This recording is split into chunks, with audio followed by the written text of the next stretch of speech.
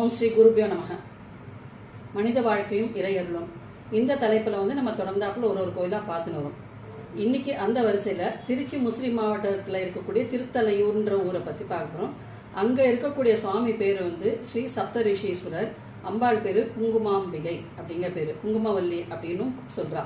இப்போ இந்த சுவாமி கிட்ட போனால் என்னென்ன நமக்கு வேற நடக்கும். இப்போ ஒரு ஜாதகத்தில் சனி குரு சேர்க்கை, சனி கேது சேர்க்கையோ பார்வையோ இந்த மாதிரி உள்ளவா, சனி குருவாக இருந்தாலும் சரி, சனி கேதுவாக இருந்தாலும் சரி, இப்போ இவாளுக்கு ஒரு காலகட்டத்தில் ஒரு நெருக்கடியான சூழ்நிலைகள் ஏற்படும். அந்த சூழ்நிலைகள்லேருந்து இவாளுக்கு நிவர்த்தியாகி நல்ல ஒரு சீரான ஒரு நிலைமையை ஏற்படுத்தி கொடுக்கக்கூடியதுதான் இந்த தலம். இந்த தலத்தில் என்னென்னு பார்த்தா, இப்போ ஒரு வேலை நிரந்தரமாக இல்லை அப்படிங்கிறவா இந்த சுவாமிகிட்டையும் அம்பாள்கிட்டையும் ஒரு அபிஷேகத்தை பண்ணி ரோஜாப்பூ மாலை சாத்தி பிரார்த்தனை பண்ணிக்கும் போது அவளுக்கு ஒரு நிரந்தரமான வேலை தொடர்ந்தாப்புல கிடைக்கிறது அப்படிங்கிறதும் இருக்கு.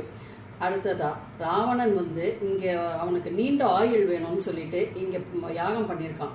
இந்த இடத்துல ஒரு குளம் அவனே அமைச்சிட்டு இங்கே சுவாமிக்கு யாகம் பண்ணும்போது ஒரு தலையாக எடுத்து போட்டிருக்கான். அந்த 10வது தலை அவன் எடுத்து போடும்போது சுவாமி நெற்றிக்கண் திறந்து அவனுக்கு அருள்பாலித்ததாக சொல்லப்பட்டிருக்கு.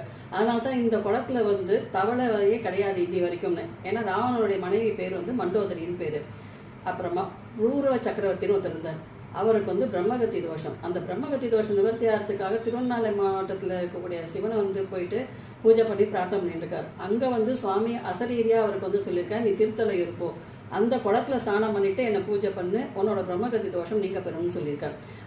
அவர் நேர திருத்தலையூர் இந்த குளத்துல ஸ்நானம் பண்ணிட்டு சுவாமிக்கும் அம்பாளுக்கும் மனசார அவர் பூஜை பண்ண போது அவரோட பிரம்மகத்தி தோஷம் நிவர்த்தியாகி திருப்பி பல காலம் அவர் அரசாண்டார் அப்படிங்கிறது சொல்ல. இன்னைக்கும் அவர் அரசாண்ட அந்த செங்கோல் சாமி கிட்ட இருக்கிறதாக சொல்லப்பட்டிருக்கு.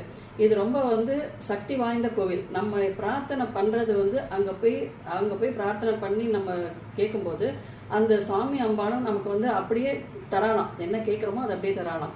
அதுலேயும் இந்த கிரக சேர்க்கை உள்ளவர்களுக்கு ரொம்ப சிறப்பான கோவில். இவாளுக்கு இருக்கக்கூடிய அந்த தோஷங்களை நிவர்த்தி பண்ணக்கூடியது தான் இந்த தலம். இதை நீங்க ஒரு தடவை தரிசனம் பண்ணி பாருங்க. இனி அடுத்த கோயிலை நம்ம பார்ப்போம்.